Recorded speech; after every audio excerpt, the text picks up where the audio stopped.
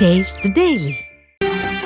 மகாளய அமாவாசையை முன்னிட்டு சென்னை மயிலாப்பூரில் உள்ள கபாலீஸ்வரர் கோவில் தெப்பக்குளத்தில் ஏராளமான பொதுமக்கள் முன்னோர்களுக்கு தர்ப்பணம் கொடுத்தனர்.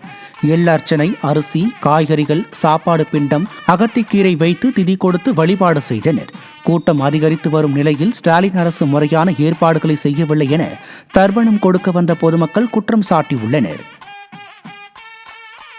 திருச்சி ஸ்ரீரங்கம் அம்மா மண்டபம் படித்துறையில் புரட்டாசி மாதம் மகாளய அமாவாசையொட்டி புனித நீராடிய பொதுமக்கள் முன்னோர்களுக்கு தர்ப்பணம் கொடுத்தனர். ஸ்ரீரங்கம் கோயில் காவிரி ஆற்று படித்துறையில் திரண்ட ஏராளமான பொதுமக்கள் அதிகாலை முதலே தங்களது முன்னோர்களுக்கு தர்ப்பணம் கொடுத்து வழிபட்டனர்.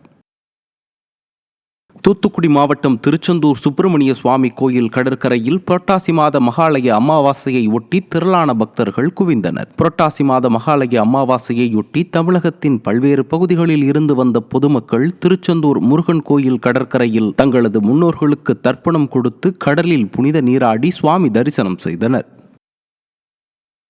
மகாலய அமாவாசையொட்டி கன்னியாகுமரியில் ஏராளமானோர் புனித நீராடி வருகின்றனர். முக்கடலும் சங்கமிக்கும் திரிவேணி சங்கம கடற்கரையில் திரண்ட மக்கள் எல், பச்சரிசி உள்ளிட்ட பொருட்களை கொண்டு முன்னோர்களுக்கு தர்ப்பணம் செய்து திதி கொடுத்து வருகின்றனர். மகாலய அமாவாசையை ஒட்டி பிரசித்தி பெற்ற பகவதி அம்மன் கோயிலில் சிறப்பு பூஜைகள் நடைபெற்றன.